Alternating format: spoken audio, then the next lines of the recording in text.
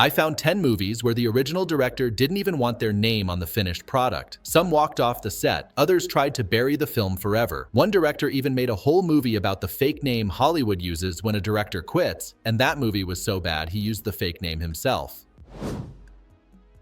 Supernova, the 2000 sci-fi train wreck, is the kind of movie that shows just how bad things can get behind the scenes. First off, don't confuse it with that Colin Firth drama from a couple years ago. This Supernova is famous for all the wrong reasons. It bounced between 3 directors before it finally crawled into theaters, and nobody wanted their name attached. That's why you see Thomas Lee credited as director, which, surprise, isn't even a real person, just a fake name because nobody would claim it.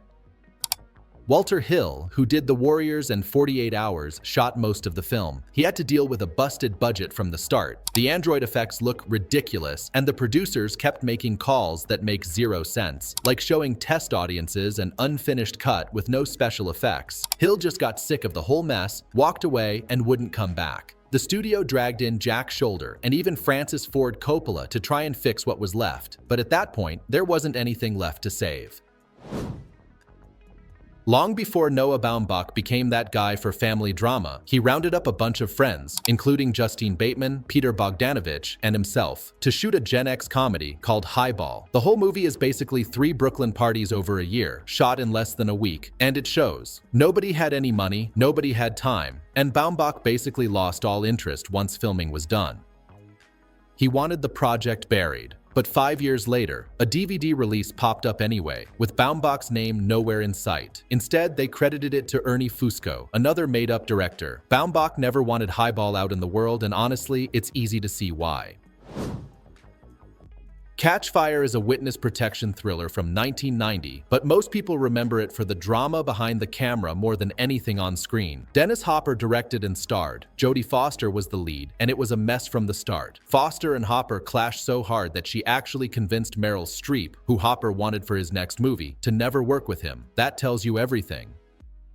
The studio version bombed, and Hopper didn't even want his name on it. He used the classic Alan Smithee pseudonym and refused to promote the film. But he did go back later and put together his own director's cut, calling it Backtrack, adding 18 more minutes and a new ending. That version picked up a little cult interest, but for Jodie Foster, it's still one of the films she'd probably erase from her resume if she could. By 1999, Kiefer Sutherland was already 2 movies into his directing career. After the hyper-violent Truth or Consequences, he tried something quieter with Woman Wanted, a love triangle drama with Oscar winner Holly Hunter and Michael Moriarty. On paper, it looked promising. Solid cast, some early festival love. It even won at the Slam Dunk Film Festival, which tried to be Sundance's edgier cousin. But once Sutherland saw the final cut, he wanted nothing to do with it. The end result left him so unimpressed, he took his name off the project, hiding behind the old Alan Smithee label. That made him literally the last filmmaker of the 20th century to use the credit.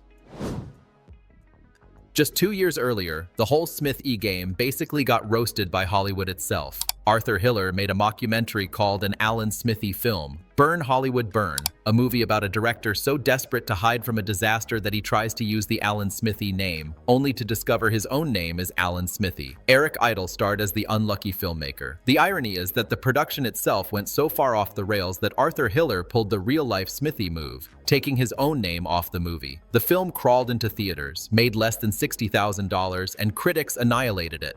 The Razzies handed it 5 awards, including Worst Picture. That was enough for the Directors Guild. They shut down the Smithee credit for good after that. Decades of hiding in plain sight, finished by a movie that was supposed to be in on the joke. A few years earlier, the Smithee name popped up in a place nobody expected, the horror sequel Hellraiser Bloodline. This was the 4th film in the franchise, and the production turned into a mess.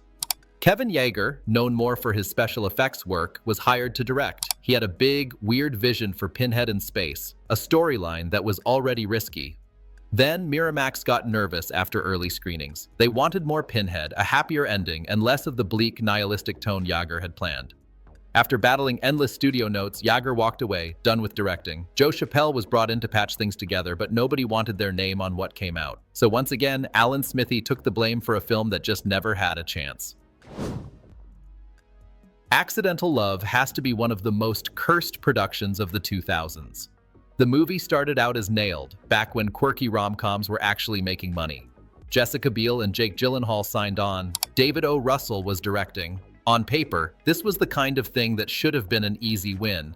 Instead, the whole thing fell apart.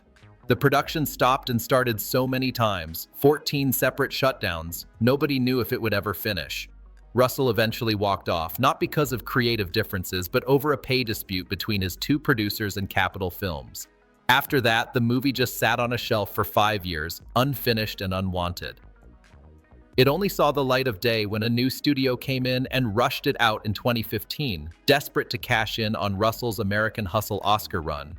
They even forced him to use the fake name Stephen Green in the credits. As you'd expect, the movie bombed with both audiences and critics. It's hard to imagine any other outcome after that mess. Remaking a Hitchcock classic is always a terrible idea, and The Birds to Land's End is a perfect example of how wrong it can go. Rick Rosenthal, who already had a couple of Halloween sequels under his belt, tried to put his own spin on things. They even got Tippi Hedren back, but not as her iconic character, just in a random side role. She regretted it almost immediately and later called the entire production a horrible experience. Rosenthal must have felt the same because when the dust settled, he had his name swapped out for Alan Smithee, the classic sign of a director wanting nothing to do with their own movie. Let's Get Harry was a pretty standard 80s action adventure, at least that's how it started. Mark Harmon, who would later become a household name, was only supposed to show up at the end as the kidnapped engineer. But then People magazine named him Sexiest Man Alive. And suddenly, the producers wanted more Harmon. They ordered new scenes just to bump up his screen time and rewrote the movie around him being kidnapped by a Colombian drug lord. Stuart Rosenberg, the director, was so frustrated with the changes that he had his name taken off the film. Another one credited to Alan Smithee, all because of some last-minute star-driven studio meddling.